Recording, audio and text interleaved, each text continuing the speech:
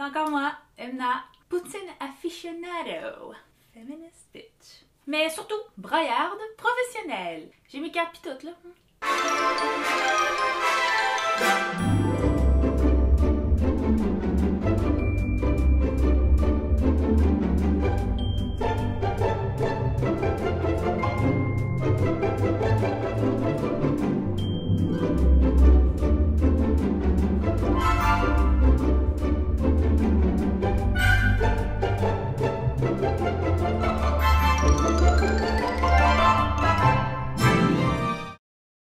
Je me suis longtemps trouvée pas normale. Je braille minimum une fois par jour, tous les jours. Ça fait beaucoup de brassées de Kleenex réutilisables. J'ai braillé toute mon adolescence en regardant Décore ta vie. Les bibelots sont tellement touchants, c'est comme... Je me suis liquéfiée en regardant la série This Is Us. Puis ils perdent leur triplé à la naissance. Puis là, c'est comme... J'ai décidé d'en adopter un qui a été abandonné le jour même à l'hôpital. Ça se trouve qu'il est noir. Là, c'est comme on le voit grandir puis struggle dans une famille blanche, il est noir, lui, sont blancs, là, c'est comme... Ah! Liquéfié. Je pleure régulièrement chez l'esthéticienne aussi. Chaque bande arrachée de cire, là, elle part avec mes poils drus et foncés de méditerranéenne, oui. Mais j'ai l'impression qu'elle part aussi avec un petit peu de mon âme. J'ai mal. Il y a des hommes à qui j'ai naïvement et malheureusement eu la bonne idée de raconter là, ce genre de douleur injuste qu'on subit, nous les femmes. Grossière erreur. Et qui ont osé me faire la remarque suivante. Ça va pas bien, hein? T'as aucune tolérance à la douleur ou quoi, tabarnak? Squeeze me. The audacity. Écoute-moi bien, Kevin. Quand t'auras du sang qui te sort du zouiz une semaine par mois, accompagné de douleurs si vives au ventre que tu manques parfois de tomber sans connaissance dans l'allée des surgelés à l'épicerie, mais que t'endures pareil parce que ta job, ton école, ta vie en général est gérée par des hommes qui n'ont absolument aucune empathie ni écoute, puis que tu devras gérer chaque micro-poil de ton corps à tous les fucking jours de ta vie parce que la société valorise juste les gens qui ont la pilosité d'un enfant de 4 ans, tu reviendras me parler. OK?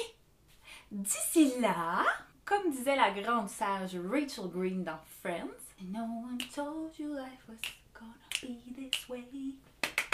Cette émission que j'adore, même si je reconnais toutefois les manquements au niveau du féminisme intersectionnel, de la grossophobie et de la diversité culturelle à l'écran, no uterus, no opinion. Mais bref, donc, je voulais m'adresser aujourd'hui à mes fellow hypersensibles. Les gens qui, comme moi, ont constamment les émotions dans le tapis. Non, mais je comprends, c'est correct. Non, y'a rien là. C'est pas grave. Pis ça, l'hypersensibilité, hein, c'est pas super sexy. Même que ça fait peur à certaines personnes. Ces personnes-là vont peut-être même aller jusqu'à nous traiter de trop intenses. Again, the audacity. À noter que ces gens-là, c'est généralement, selon mes calculs et mes recherches hautement scientifiques, là, des hommes blancs cis-hétéros qui utilisent fréquemment la phrase suivante.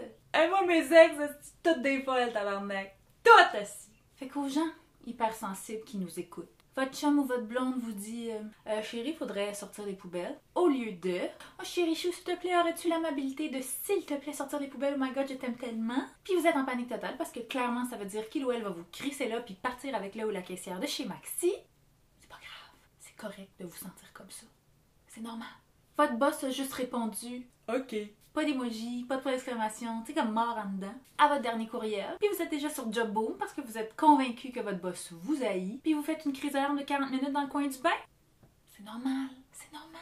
Vous travaillez dans une garderie depuis 2 jours pour dépanner. Puis un enfant de 4 ans vous donne un dessin en vous disant c'est toi, c'est pour toi.